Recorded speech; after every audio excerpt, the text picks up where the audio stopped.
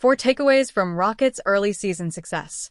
Zone defense, second chance points, and more are helping Houston rise the West ranks. The Houston Rockets lost their first 2 games by a total of 5 points. Since then, they've run off 5 straight wins by an average of 19.2.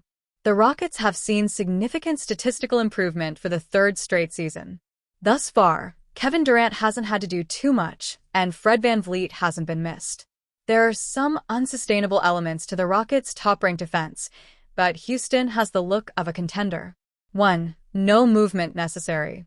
The Indiana Pacers' run to the 2025 NBA Finals was a lesson that an offense can thrive with relentless ball and player movement. Houston's first 7 games are a lesson that an offense can thrive with very little ball and player movement. The Rockets have the number 1 offense in the league, having scored 122.4 points per 100 possessions, 1.9 more than any other team. Yet they rank last in both ball movement, passes per 24 minutes of possession, and player movement, miles traveled per 24 minutes of possession. Fewest passes per 24 minutes of possession. Team.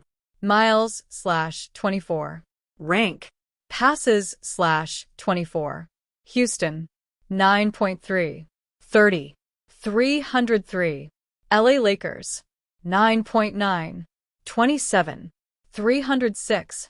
Law Clippers. 9.4. 29. 308. Oklahoma City. 10.4. 16. 308. Charlotte. 10.6.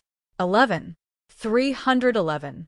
Miles/24 equals miles traveled on offense per 24 minutes of possession. Passes/24 equals passes per 24 minutes of possession. Via second spectrum tracking. It's like the Rockets have returned to the James Harden era. Their 9.3 miles traveled per 24 minutes of possession would be the fewest for any team in the 13 seasons of tracking data. Many Houston possessions are 4 guys standing around while the 5th goes to work. According to tracking data, the Rockets lead the league with 30.5 isolations per 100 possessions, with Alperen Sengun ranking 8th among individuals at 15.9 per 100, up from 10.2 per 100 last season. It's not that the Rockets aren't sharing the ball. They've recorded assists on 60.3% of their field goals, a rate that ranks 22nd and is up from their 54.9%, 30th, last season. They just use one-on-one situations to gain advantages and generate layups or open shots. The Rockets have been better able to take advantage of double teams with Tari Eason and Josh Okogie combining to shoot an unsustainable 31-4-57-54% from three-point range. But they also depend less on three-point shooting than most teams. Only 34.1% of their shots, the league's second lowest rate, have come from beyond the arc. 2. Second chances mean a lot. The Rockets do depend on second chances. Through 7 games, they've retained 40.2% of available offensive boards, which would be the highest rate for any team in the 30 seasons for which we have play-by-play data. If we subtracted second chance points and just looked at initial offense, the Rockets would rank 10th, 102.1 points scored per 100 possessions, for 0.6 fewer than the top-ranked Milwaukee Bucks. But with second chance points included, the Rockets rank 1st and the Bucks rank 9th.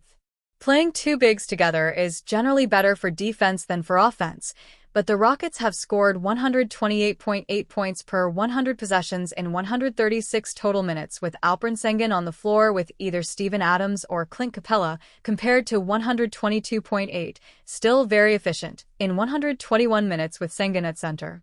Much of that success is offensive rebounds, with the Rockets retaining more than 44% of available offensive boards when Sengun has shared the floor with either Adams or Capella. 3. Big advantage at the line. The rebounding has helped the Rockets lead the league in offensive efficiency despite ranking 10th in effective field goal percentage, the most important of the 4 factors on offense. Another boost, free throws. The Rockets rank 4th in free throw rate, averaging 35.9 attempts per 100 shots from the field. Free throws, or the lack thereof, have also been critical on the other end of the floor. The Rockets rank 1st in opponent free throw rate, 22.8 attempts per 100 shots from the field, having seen the biggest drop from last season, when they ranked 19th, 24.5 per 100. Free throws are way up league-wide, and the Law Clippers are the only other team that has seen a drop in opponent rate. Under coach Ime Udoka, the Rockets have always taken pride in being a physical defensive team. But it might be helpful that their most physical defender, Dillon Brooks, 4th in total fouls last season, now plays for the Phoenix Suns. Sengun, 9th in total fouls last season, has also seen a drop from 3.1 to 2.8 fouls per 36 minutes. He's actually seen a drop in fouls per 36 every year since his rookie season. Drawing fouls on one end of the floor and avoiding them on the other has the Rockets outscoring their opponents by 9.1 points per game at the free throw line, which would be the biggest differential in at least the last 56 years. For playing more zone than anybody. Another reason that explains why the Rockets may be fouling less is the increased usage of zone defense.